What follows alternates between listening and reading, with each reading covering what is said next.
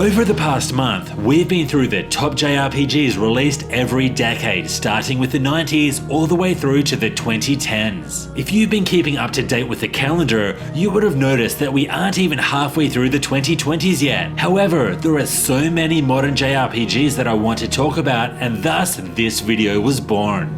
Today, we are going to count down the top 10 JRPGs released in the 2020s. I'm also going to define a JRPG as an RPG video game that has been developed in Japan, and there's a reason why I'm saying this. Maybe you can guess why. And remember, this is just my opinion. I'd love to hear your thoughts and your top 10 too in the comments below. Before we begin, if you liked this video, make sure you check out the 90s, 2000s and 2010s videos too. It would also help me out a lot if you hit that like button, subbed, or hit that super thanks to help support the channel. Big shout out goes to Nemo Propaganda for the super thanks on my last video. I also have a full review out for every game on this list, so if you want to know more about any of these incredible games, check the links in the description. Alright, let's get into it.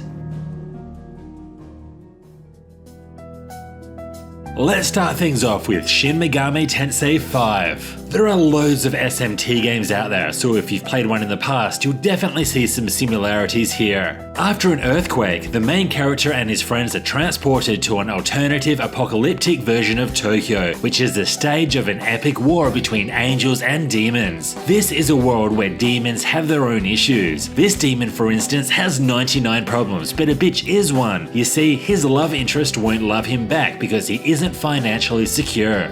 Exploration through this world and encountering its inhabitants was one of the highlights of the game. There are loads of demons around the place and plenty of secrets to uncover. This is a good thing too, because you'll be doing a lot of dungeon crawling. But I think the best thing about this game is forming your party of demons. After convincing a demon to join you, you'll be able to fuse it together with other demons and create a powerhouse lineup. You'll need to spend a bit of time on this too, since some of the bosses in this game can be very challenging. Fortunately, the turn-based combat here is one of the standout features of the game, and you really need to think about the best way to approach each battle. Shin Megami Tensei 5 was a really fun game and worthy of this top 10 list, but believe it or not, there are still 9 games to go.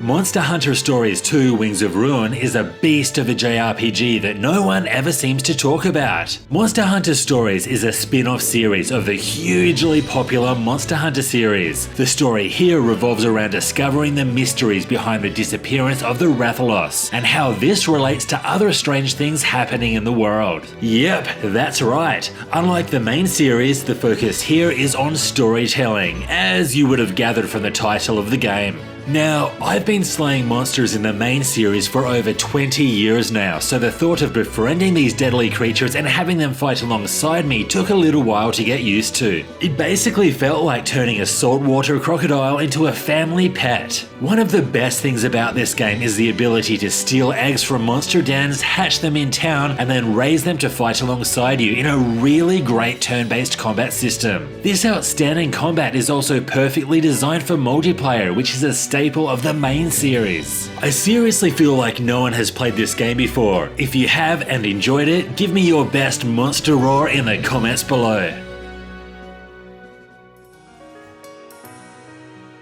At number 8, we have Trails of Cold Steel 4, the final game in the Cold Steel series and the epic conclusion to the Erebonian arc. But word of warning, do not play this game if you haven't played the first 3 Cold Steel games. You will have no idea who is who or what the hell is going on. The Cold Steel 4 experience will also be further enhanced if you played the Crossbell and Liberl arcs, which are also outstanding games. Anyway, after personally playing the previous 8 Trails games, I was ready to see where it would all lead, and wow, did Cold Steel 4 deliver. It had some incredible moments which are among my favourites in the entire series, and seeing Reen and Class 7's journey conclude was an experience I will never forget. Something else I loved is how characters from the other arcs played a role in the story. There is a massive roster of characters here, and seeing them get more time in the spotlight was amazing. Cold Steel 4 also reaches a series peak in its combat, and it felt a lot more balanced than it had been in the past. Add this to an excellent soundtrack and another bout of highly addictive Vantage Masters, and you have yourself a winner. And while the 3 arcs thus far have been concluded,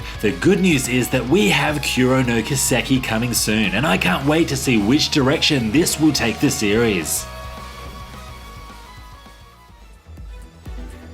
13 Sentinels Aegis Rim. Where do I start? I'll start with the reason you need to play the game, the story. I loved it so much that it made my video for the top 10 JRPG stories ever. It is that good. Now, the structure of this story is completely different to what you'd expect from a video game. Here's a rundown. The game is split into 3 sections: Destruction, which is the battle system, Remembrance, which is the story, and Analysis, which is the only way you're ever going to be able to follow this incredible yet convoluted story. The story revolves around 13 characters from different time periods, learning how and why they've been chosen as Sentinel pilots, destined to save the world from the kaiju invasion, who are also giant robots.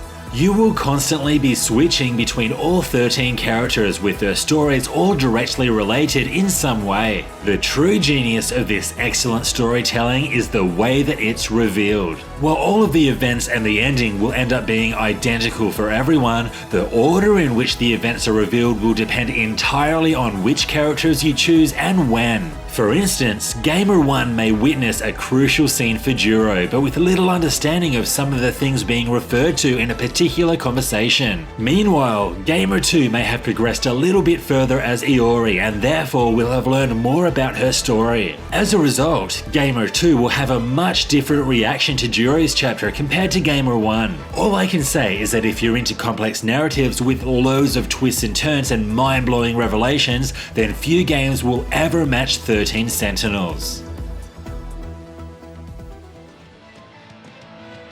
At number 6, we have the latest and greatest Tales game, Tales of Arise. I am a huge fan of the Tales series, and the fact that this is my number 1 says a lot about the quality of the game. Arise was designed to evolve the Tales franchise, and this evolution is clear in just about every way. The first thing that really stood out was the leap in visual quality due to using Unreal Engine 4 for the first time. Tales games often feel like they're behind the pack in terms of their graphical quality and presentation, but this time Arise is up there with the best. Elphin and Shion's journey to free Dana from its oppression was highly engaging. The pacing was solid, and in true Tales fashion, there were loads of twists and turns along the way. This fast, responsive combat is also the best the series has ever seen, and up there with my favourite action combat systems ever. Hitting those boost strikes at the right time was just so rewarding. It's been close to 2 years since Tales of Arise, and I'm hoping that the next in the series will be announced very soon. Out of every game on this list, this is the one that most caught me by surprise. I am talking Chained Echoes. This instant classic was made by a huge development team made up of Matthias Linder, and yeah, that's it. It is actually so hard to believe that one person can make something so incredible. Chained Echoes is inspired by and pays tribute to the games that we loved in the past, including Suikoden, Chrono Trigger, and Xenogears. And this isn't just the developers saying this to make money either. I got massive vibes from all of these games in terms of its storytelling and mechanics. There is so much about this game that suited my tastes, from the beautiful pixel-based visuals to the music to the story beats to the mechanics. Chained Echoes hit my 90s nostalgia, and at times I felt like this game was made for just me. And a special mention has to go to the combat. It features the overdrive gauge, which rewards you if you can keep the marker in the green area through using certain types of moves at the right time. This was so unique and worked incredibly well. Chained Echoes does more than enough to earn itself a spot on this top 10 list, and if you've never played it, do yourself a favor and give it a go. If you look up reliability in the dictionary, you will see the Xeno series, with the exception of Xenosaga 2, but we don't talk about that one.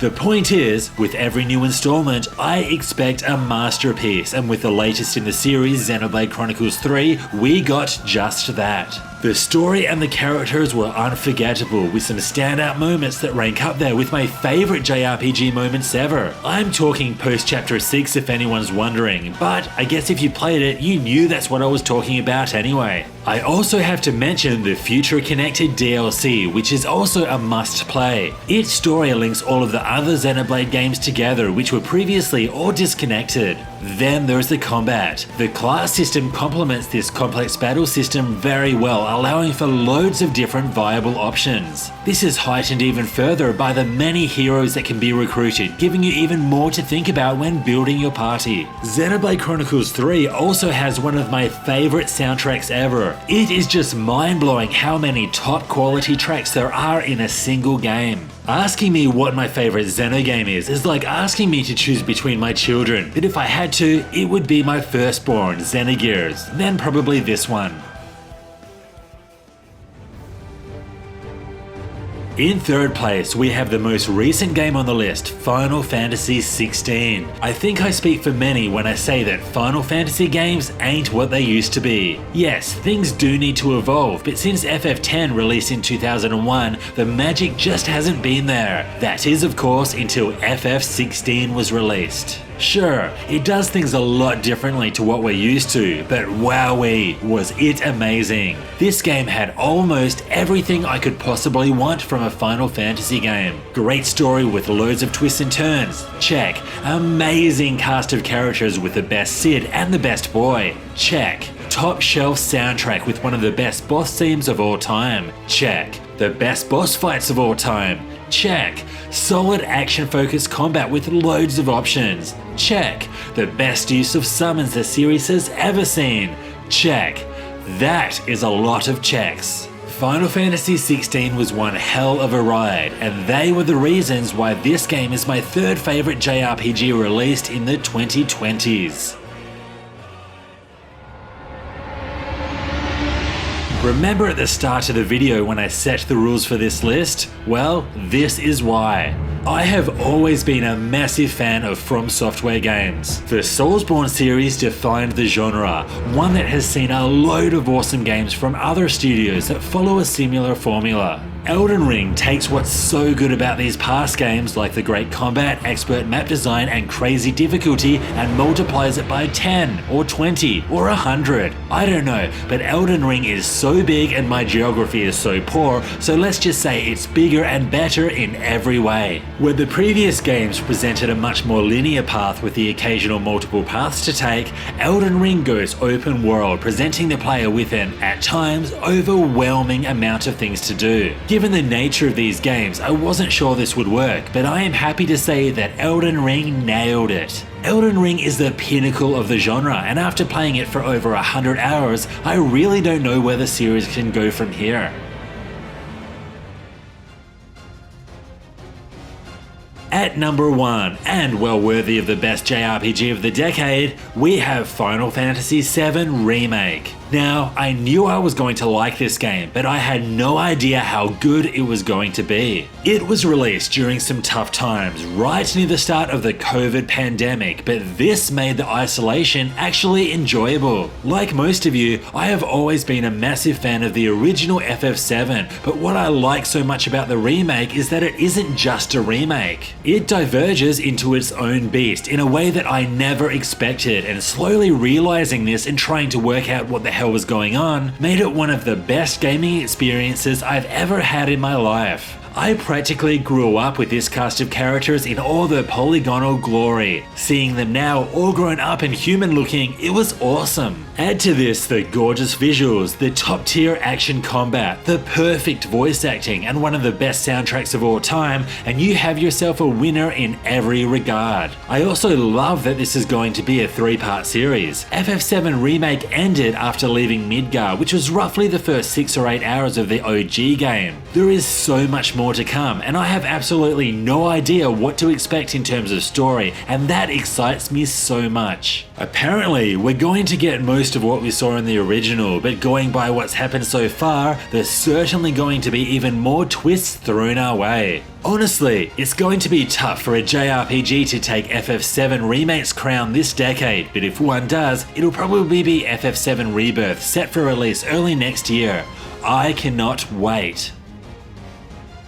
Wow, what a list! I cannot believe that we've already had this many quality JRPGs and it's only 2023. I would even go as far as saying that this is the second strongest JRPG decade behind the 90s. Would you agree with that?